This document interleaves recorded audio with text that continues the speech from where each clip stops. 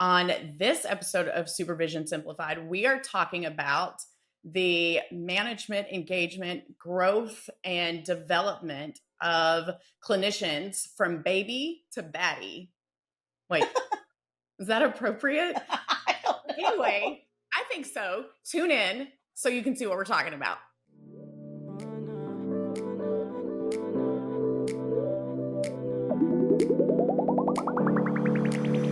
Hello there, and welcome to this episode of Supervision Simplified. I'm Dr. Amy Parks, I am Valarie Harris.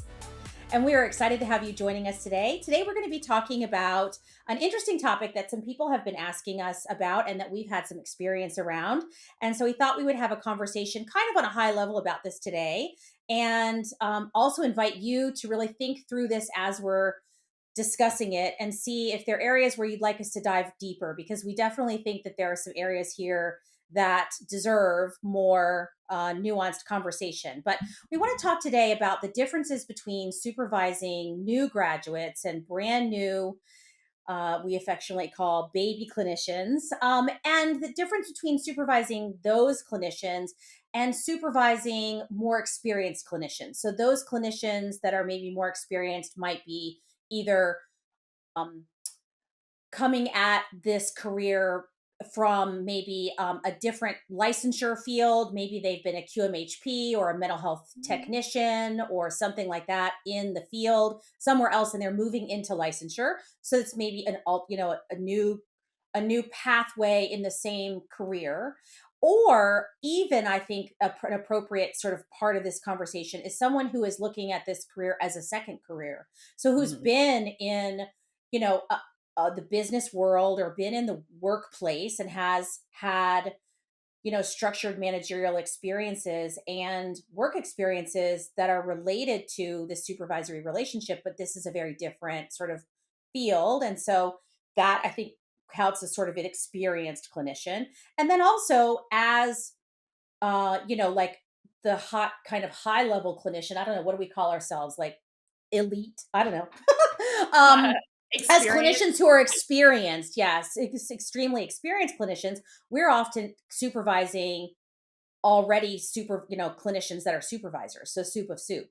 And so I know I have supervisors in my practice who I do supervision Mhm. with, and so they require a different sort of lens by which they're supported.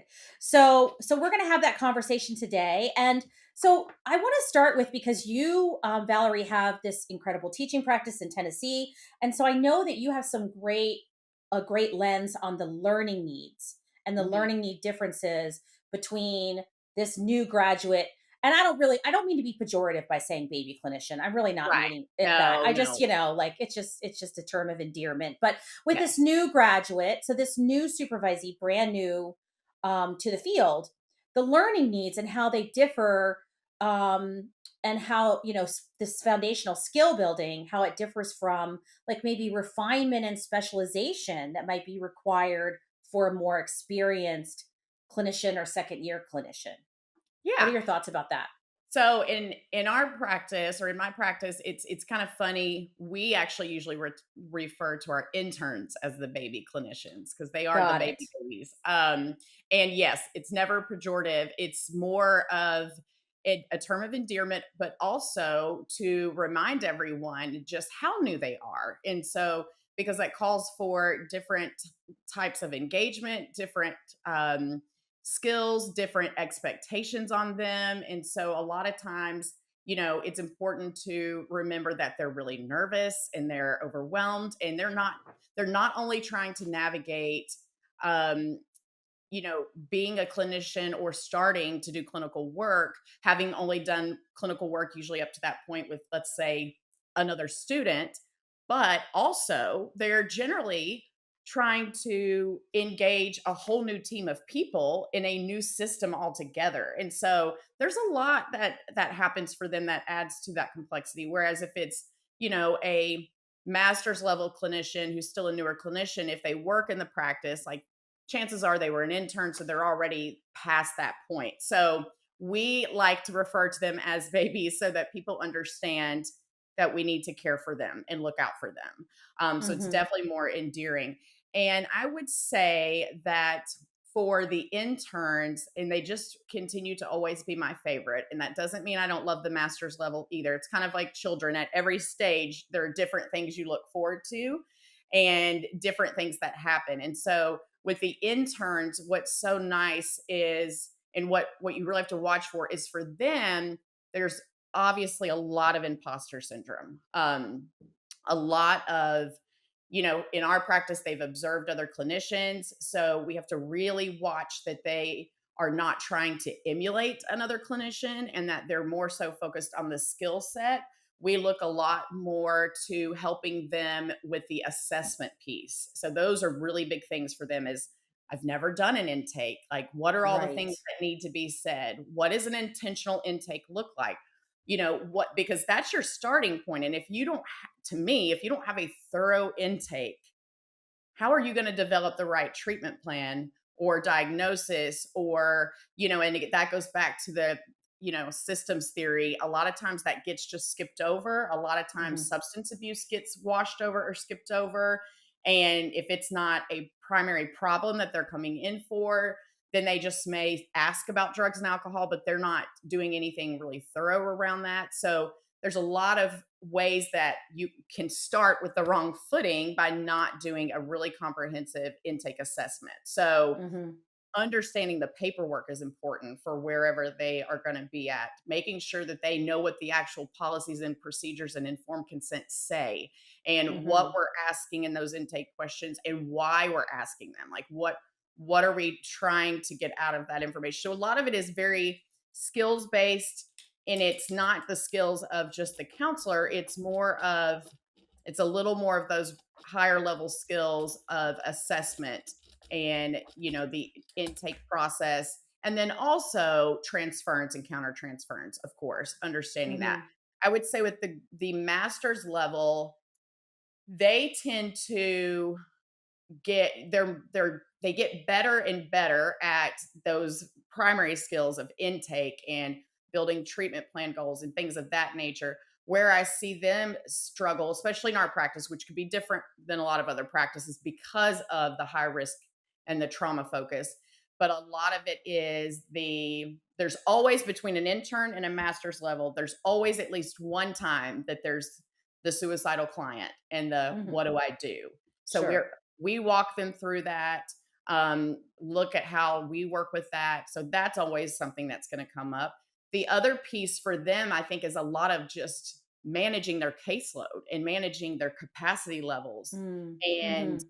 making sure that they are doing things outside of the office that actually give them capacity or protect their capacity and calling that self care versus like numbing activities. So I find that in the master's level, there's a bit of a shift to the person of the counselor. Because to Mm. me, those are when you really want to build really good habits in place and make sure that those are there early on. If not, I feel like once they get further along, it gets harder to teach those things.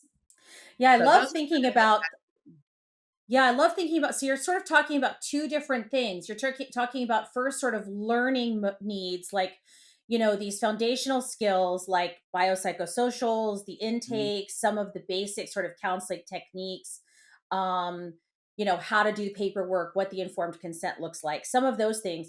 Then you're also talking about things like how to recognize countertransference, how to know if you have imposter syndrome, how to figure out what your capacity is or isn't. And so I love thinking about those two things and sort of the journey of those things. And what I see learning needs wise, very similar to you, I also see with more with clinicians that I'm supervising that are more experienced and are coming into the field having been in a different role somewhere else, is that the capacity conversations come up a lot, absolutely. I mean, they come up for me on, the daily. So I, Mhm. I can't imagine they don't come up from other people too. But I think that the other thing that comes up quite a bit is, I feel like I'm on the right path. Do you agree? Like, Yeah. do just, I need a gut check. And Mhm. I love that. I actually think that that's the most, I teach at George Mason University, and I teach the counseling theories class. And I said to them last night in class, I said, a lot of your professors are going to tell you that the most important thing for you to do as a clinician is to become a skilled clinician. I said, but they're wrong. Yes, they are. And they're like, okay, look at me like I have seven heads. And I said, this is my personal belief. So I'm not sure if you're tracking where I'm going with this, but I said, but my belief is that the most important thing you can do as a clinician is learn how to collaborate with skilled clinicians around you and build a community of incredibly great clinicians around you so that the people you surround yourself with are making you, forcing you to elevate your skills on a daily Mhm. basis. And they were like, Absolutely. oh, so I don't have to do this by myself? I mean, like, you Please could don't. see. Please, Right, yeah. exactly, exactly. You could see in their faces this idea like, "Oh, I kinda thought I had to do this, like, figure myself out all by myself." And I said that exact thing. I said, "Please don't think you're supposed to do this alone because the people who do are the ones that burn out the fastest." So, Absolutely. yeah. And the ones that I feel like have the worst habits Right, right. because there's And the no ones who, accountability. you're isolating yourself, you have the worst code, the worst countertransference, you have the lowest capacity, like all the things. And I mean, we know this is true in leadership too. Like, you and I surround ourselves not only with each other but with all, people who elevate us on a daily basis. I, Yes. literally sort of shed people that just aren't bringing me up. Yeah. And that is critical to success, and it's equally critical to clinicians. So I think that's really amazing. So you're talking also, in addition to this like learning need thing, you're talking also about like confidence and competence building, Mhm. because those are really, two very important aspects as well as we, sort of have this conversation. So, Yeah, and I would say on the supervisor front of things, one of the things that I had to really learn for myself in terms of slowing down and pacing is as a newer supervisor a couple years ago, I can definitely tell how different my style is now.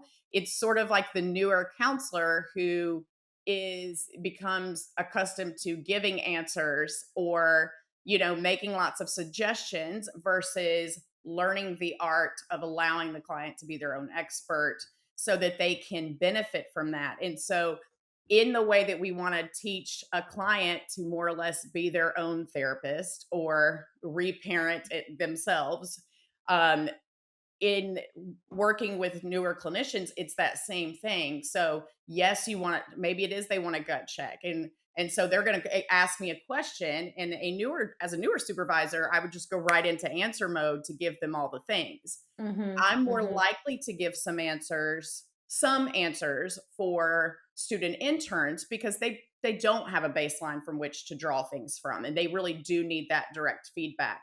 But once they have started to work with clients and they're asking questions around direction with clients, that's a perfect opportunity to just say, I don't know, what are you thinking? Like, that's a hmm great question. I would love to hmm give you feedback. And I want to see what your ideas are, and I'm hmm curious to hear what you're debating or tossing around, and then let's flesh that out.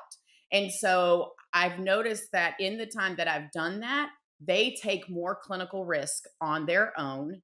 There's much less dependency on me, and they will come back and go, guess what? So I did this thing and I tried this and I wanted to check with you, but then I was like, no, I think I'm just going to do it. And I did it and this worked out. And then you get to watch them light up and Yes. it brings Yes. you so much joy. And so Yes.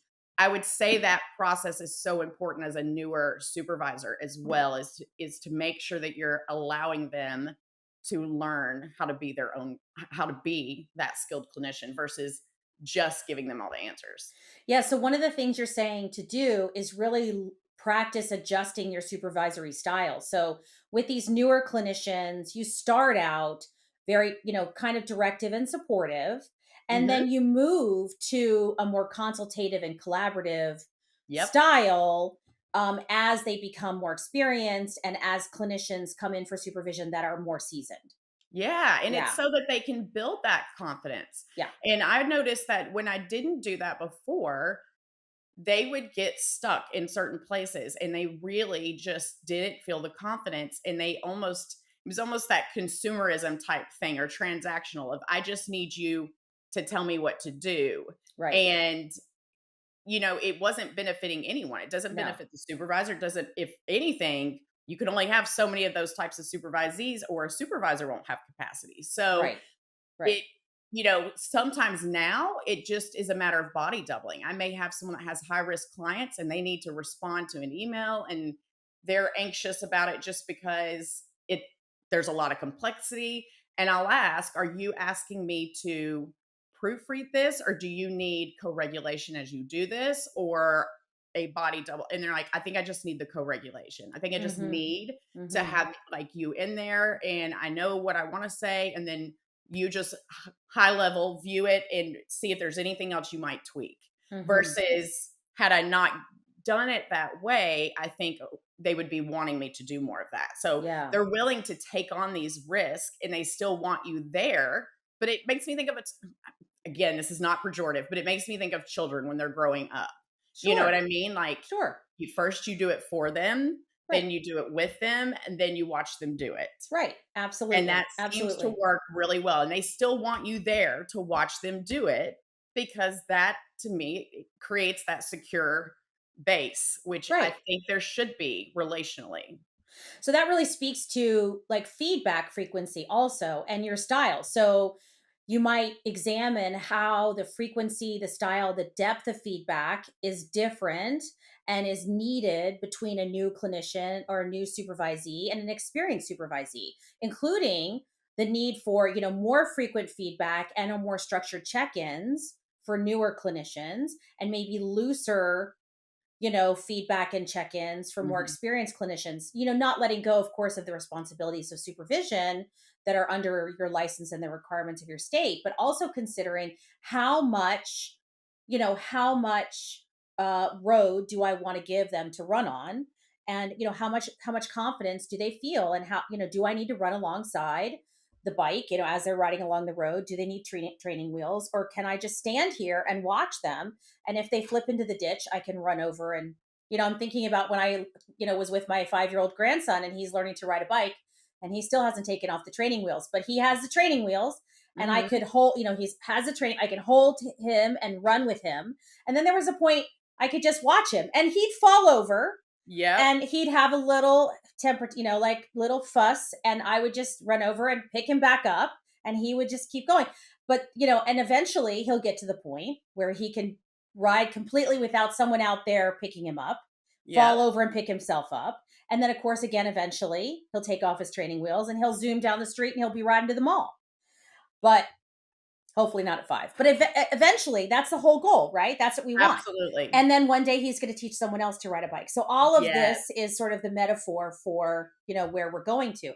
But there are sometimes people that come to us who have been riding a bike for years and maybe have been riding in a different neighborhood for a long time and need to relearn or newly learn different ways of managing and different types of case complexity um with us. So how do you sort of handle the that struggle? Because when you have somebody new, they're like a blank slate, right? They've never done it before, so it's easy to start from the beginning. But somebody that's coming in, say from there, they've worked in a hospital for 20 years as a psych tech, and they, go back to school and want to get licensed, or they're moving from a school counselor to a licensed role. So they've Mhm. worked in a position where they've never done diagnosis, but in their mind, they've been diagnosing for 20 years and they didn't even realize that there was such a thing as a DSM because they never got trained in that in schools. Like how do you move to then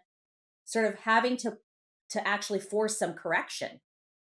Yeah, I think that we use the power of the group to do that, which is the same way that we do with even new clinicians. And I find that it like accelerates the learning. So although they're getting individual supervision, we have a weekly treatment team every Friday from 9 a.m. to 10:30, and everyone is expected to be there. So even if we have new interns who are in practicum and not seeing clients yet, they are still there observing and listening to case consultation happen in real time. Mhm. And so that learning, they absorb some of those things just by being present in the room week after week. And I learned a lot that way when I worked in residential treatment centers and substance abuse. We had a treatment team meeting every single week with a psychiatrist, a Right. nurse, and I learned so much about psych meds, the nuanced pieces of that with substance abuse. And then when I worked in a psych hospital on an adolescent unit, well, any of the units that I worked on, we had treatment team meetings. Same thing. I learned so much in the treatment team that at times supervision didn't touch didn't even remotely touch the amount of learning that I had. Now, it did on an Mhm. individual case perspective, but not on that grand scale. When you bring people of different, caliber in or different who are actually in different, have a different license, or even if they don't, but if they're in different levels of experience, I just feel like iron sharpens iron. Right. And as long as you cultivate an environment of curiosity where questions are welcomed and you create fun. So we start every meeting with a question of some sort, and it's usually clinically focused. So everyone will go around the room and I may have them say, name one way that you've been challenging yourself clinically lately, or go around the room and tell one limit that you've recently observed for yourself that's helped your capacity. Mhm. And so they're learning by just listening to these more experienced clinicians. So they're being taught by the clinicians who are still being supervised as well. Right. Right. So, do you think that it's wise for a practice that is or or or a supervisor to recommend, let's just sort of be generalized, that new clinicians, regardless of what stage of their careers and experience level they're starting at, that they should always start with simple cases and move to more nuanced, complex ones? I think it depends on their experience and their tenacity, their personality. So, for instance, I have an intern who will be moving to an employee and has a lot of background in substance abuse, running just basic substance abuse groups, doing the psychoeducation piece. Um, Understands motivational interviewing, understands some detox protocols, things of that sort. And so for her, substance abuse is not it's not an off, like, it's something that she can handle, and she Not a can actually challenge. handle it better than Yeah. maybe some of my other clinicians. But now on the trauma standpoint, there may have been, there would definitely be some consideration on what types of cases that she gets. And so in those moments, we start and break down that skill level to a finite level. And just focus on one thing. So, for instance, we might focus on, what, I just want you to get really skilled at being able to understand or explain to someone what's happening in their nervous system. How does trauma Mm, work in the nervous system? mm, Whether, so maybe it's polyvagal theory without all of the polyvagal, the simplified version of that.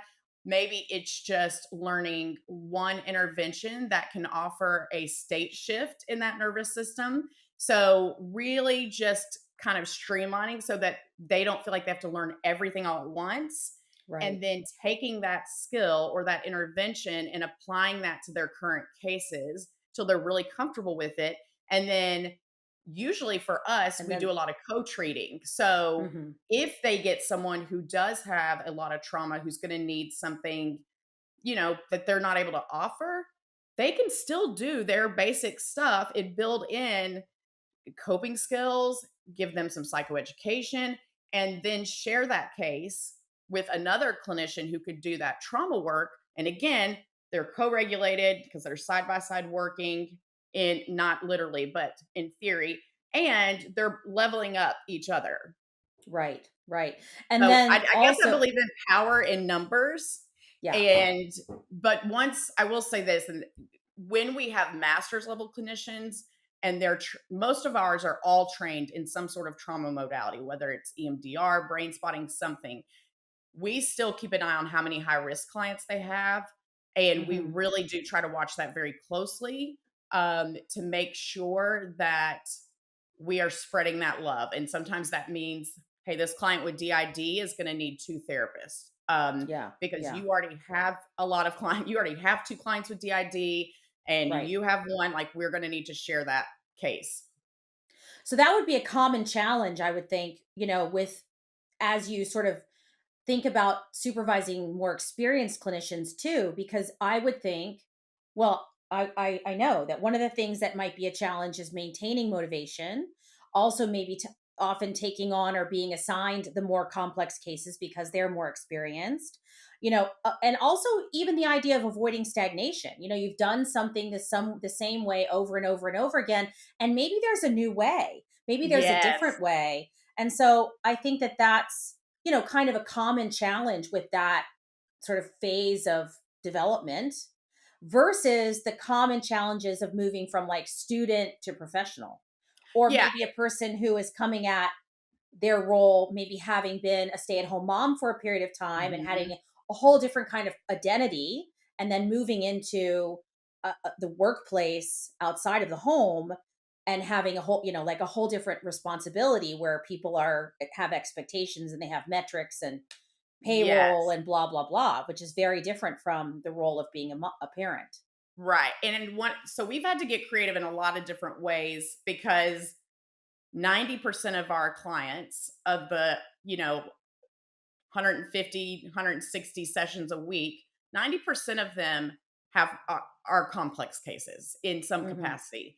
And I would say of that 90%, probably 30% of them are chronically suicidal, DID, and complex trauma. So when you have a team of like 8 to 10 clinicians, it's a no-brainer that everybody's going to taste and see what that's about. And Hmm. so what I have also found is that you have to work individually with that clinician to see what works for them and how they need to shift their caseload in a way to balance some of that. So it's not just necessarily having less of it. Sometimes you can just offset it with something different and get the same, and be able to actually increase your capacity. So for instance, Hmm. initially started working with teenagers, loved working with teenagers. I then started working with a lot of trauma, and I came up with this thing that will eventually be the title of a book, that's called No Trauma After 2. And I just got to a point where I'm like, I can't do any trauma after 2. If I've started at 8 a.m., no trauma after 2 for me, because I just get dumber and I have no capacity left. And so I need a teenager. I need a sassy teen. I need one that's struggling, that with not getting along with their parents, or I need a couple that is just high conflict, and I just need something different Right. to Right. end my day on, Right. because that allows me the rest I need to re-engage. I did want to say that I do think that's a great title for a TED talk. I think it should be your TED talk. Oh, That would be, that don't is you a think? great title for my Uh-huh. TED Talk. Uh-huh. Uh-huh. Or I you love could it. call it like Only Toddlers After Two or something like that. But No Yeah. Trauma After Two, I think is perfect. And then you could, like part of your talk could be, I only take teens and toddlers after two because I can't, Yeah, like there is yeah. nobody Well, it was else. gonna be about capacity anyway, my TED Yeah. Talk, so that is Yeah. perfect. That's a perfect Yeah. Like title give me for it. snack, give me a good like middle school romance, Yes. romance, Give girl me a to runaway girl teen, a bullying. sassy Right. one, but Yeah. yeah. Give me all that. Right. Right. So when we And think so, about, I was gonna say, so sometimes we switch it okay. that way. So sometimes if a clinician's just feeling really heavy, I'll ask them, "Do you think we need to lighten up your caseload with some other type of population, or something that you really haven't worked with in a while, because Right. you've gotten specialized over here, but maybe we need to bring that back in for a bit. Maybe it's some kids that love want to do art and play games, just so that you can shift like that energy around throughout your Yeah. day." Yeah, absolutely. So when you think about that idea of complexity, management capacity, all of those things as a supervisor really need to be considered. And when you see struggling, kind of stepping in and figuring out where do we need to sort of rebalance things. So as we think about, and we're gonna sort of think about too, this idea of, when you're developing your style, your strategy, your client, preferences, toddlers after two, or no trauma, or whatever it might be. What do you think about this idea of the supervisor playing a role in helping new graduates, new clinicians, and then, more experienced clinicians figure out their own professional identities? What do you think about that, and thinking about expanding roles and identities? Yeah, I think that's important. I think it's really good to let them know they have options. I mean, I have a consulting business, and most of my practice knows that. They kind of know the vision of the practice, but also the sort of some of the vision around the consulting piece, and that they don't have to be part of those things, but they can. But then looking at, when we do like quarterly one-on-ones, that's a really good opportunity to just check in and ask. And so, we do that from a leadership standpoint, but you could also do that as a supervisor. You could do Mm, a one-to-one that's, not actual supervision, that's just a getting feedback on the supervision process. Like, how's the right. supervision process going? What is working for you? Is there something you would like more of? What are you thinking about your current placement or your current job? Like, what are the things that you like about that? Are there other things piquing your curiosity? We Yeah. notice some will take a training, like an EMDR training, and then suddenly they've been bit by the bug, and you can Right. tell. And Right. you're like, this person's going to get certified in EMDR, and they're going to teach it one day somewhere, whether it's here or elsewhere. This, like, you could just see it light them up. So, Yeah. or having some who came in as an intern and worked with kids, and then now all of a sudden they're being trained in DBT and wanting to do neurofeedback. So Right. absolutely, I think that always needs to be part of the conversation, whether they work for you or whether they're just your supervisees, so that they Yeah. understand how to like explore and engage and be looking at all those options. I don't think that people that I supervise or that work for me get how big of a hype girl I am for anybody's dreams. Yes. I really wish That's that they sad because would. you really are. You should wear a shirt. You should get a shirt made that says, "I'm your biggest hype girl. I am Ask me so about it." everybody's hype girl You because really are. I wish that everybody in our practice had another stream of income through the practice. Like, Yes, wrote books, articles, videos, that. had a foundation, created their own trainings, did workshops. I believe that everybody should be doing something else, because it's really so it's funny. We have a new intern, and she said, she had already found our placement site when she was listening to a podcast. You're going to laugh when you hear this. Has nothing to do with our conversation, but I have to tell you this. So she was listening to podcasts, not ours, but just Oh, various ones. And mhm. she heard me speak on Katie Vernoy's podcast, Therapy Reimagined. And she's like, oh my gosh, that's my new supervisor. Well, I'm not her supervisor, but that's my new boss at my practice, like, talking. That's And amazing. so she told me that, and I'm like, well, now you have to listen to, our podcast, Supervision Simplified. She's like, oh my God, I'll download it. And I said, and she said, but you weren't talking about your group practice. I said, well, no, I have another business, the Clinical Supervision Directory. And I said, that doesn't mean I'm not incredibly proud of this practice. I said, but if this was all I did right now, I don't think that I would be fulfilled enough. Like, That's I right. want to do other things too. And like, this is a huge passion of mine. And I really am like a big champion of this other area. And so she started talking to me about how she had worked in this whole different capacity. And she's like, is there room to bring these people into the practice? Because I've been working in this other area and, doing this other thing for a while. And I'm like, absolutely. Yes. Absolutely. Our clinical psychologist said, could I do immigration evaluations? And I'm like, why does anybody ask me, can I? I'm like, yes, of course you can. Right. Like, why would I say no to anything that is like your passion? So anyway, so I just think it's really interesting. And I want people, when they are looking for a supervisor, to make sure that that supervisor, number one, encourages your growth and your creative stretching, but Yeah. also has some of their own, Mhm. does their own training, stretches themselves. They don't have to have other businesses and all that jazz. Right. That's not important. But the important thing is that they're willing to stretch, they're willing to grow. Because I just think if you are supervised by someone with no other professional sort of networks or opportunities or, I don't know. I just feel like that's just that it creates stagnation. Absolutely, it does. And we tell counselors all the time, you can only take a client as far as you're willing to go personally. Like, Right. I've done more of my therapeutic trauma work personally because I wanted to work with clients on it. I'll just Yeah. be honest. I will tell you, I am not that girl that runs to the therapy office. I am not. I was a little bit avoidant, although I'm happy to report all my attachment things say I'm secure now, and it's been a long time coming. But there was a time like I would have rather stomped my toe than to do any type of deep work, but I wanted to work with clients with trauma. Right. And I had a very good mentor say, you can only take a client as far as you're willing to go. And I was like, oh no, I Yeah. can't like fake it. And they're like, absolutely not. You cannot. So that was my motivation.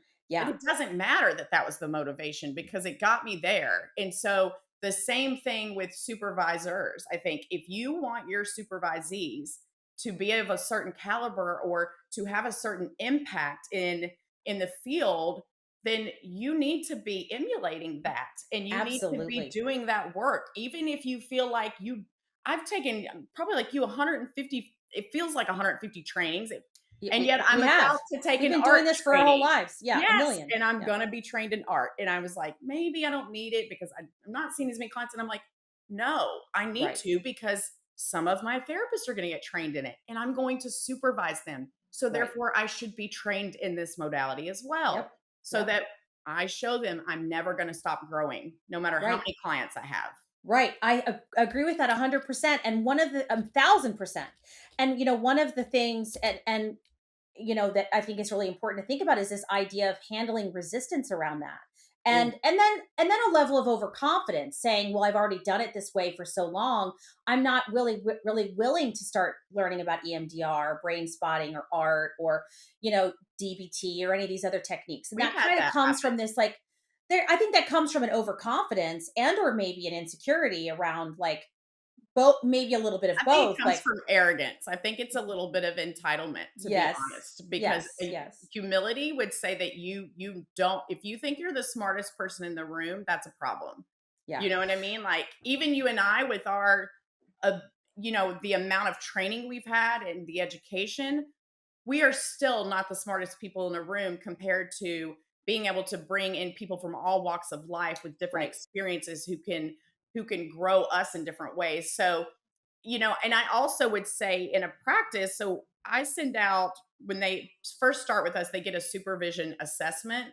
And it's basically for them to tell me a little bit about their learning style. So I have really funny, like, ways of capturing that, and then populations they're comfortable with. But everyone gets asked the same question at the end. What populations are you most uncomfortable with? And then name two that you're willing to grow in. Right. So Right. it's not an optional question. Right. Everyone's going to identify two populations that you're willing to grow in. And Right. that to me is setting the tone of what is expected. If you are one of my supervisees, is you are expected to grow. Right. And you don't have to do all the things, you don't have to do all the things I do, but you have to identify places that you're willing to grow. Yep. And if you Absolutely. don't, and we've had some who don't, they don't stay with us or they just don't stay my supervisee because that just doesn't personally work for me. And I don't want No. to be attached to that. And I don't think it works well for the field long Right. term. Yeah, that's hard for me to stay attached to too. Individuals that are just really sort of stuck and not really, pursuing growth opportunities, that's hard for me. Hard for me to Mhm. sort of watch, and it makes me sad. My most favorite supervisees are those that I know are going to go on to be supervisors or want to be Oh, yeah. supervisors. And I've had two in the last, I guess, maybe 6 months. And I have a third that is getting ready to take the supervision training. It makes me so proud. That's Actually, well, fun. I have a total of 3 or 4 supervisees who are now supervisors, and I have so another one. I don't even, I've lost count now. But I don't that have makes me one yet, but so, that it is so makes me so exciting. excited. It makes me so excited. And it makes me excited when they're excited. Yeah. Oh, I And do love that. so I love that. And that's a really great. So really helping them figure out and hope, I pray that my supervision style is informing theirs. I do hear from some people, not everybody, but I do hear like the Amyisms. They say, "Oh, well, that's an Amyism," and I think, "Wow, I wish I'd written that down because that sounded good." But then they say, "Oh, well, like what would Amy do?" That sounds like an Amyism. Like I hear that quite Oh, often, that's which fun. I love that. I What a know that cool makes me legacy. really, yeah, That's it like a makes me legacy. happy. I should start writing them down when I hear them more often. But um and so that, yeah, that's, I think, my most exciting moment. That is pretty cool. I get excited when I'm like the first person that they want to tell about some clinical win, or I that love they that. passed one of their board exams, or Yes. or even once they go on, even if they don't stay with me, but they come back and they're like, "Oh, I just wanted to tell you this thing and what this meant." And that has been really, really, really cool. You're like, "Oh my gosh, you thought of me, and you thought like I was the first person you thought." Like it feels like an honor that Yeah. and especially when it's in person and you can just see their little faces, which they're not little, but they're But adults. right. But I get it. it's just it's endearing to watch their face light up and just see them growing. I really, it makes me happy when clinicians are excited about the work.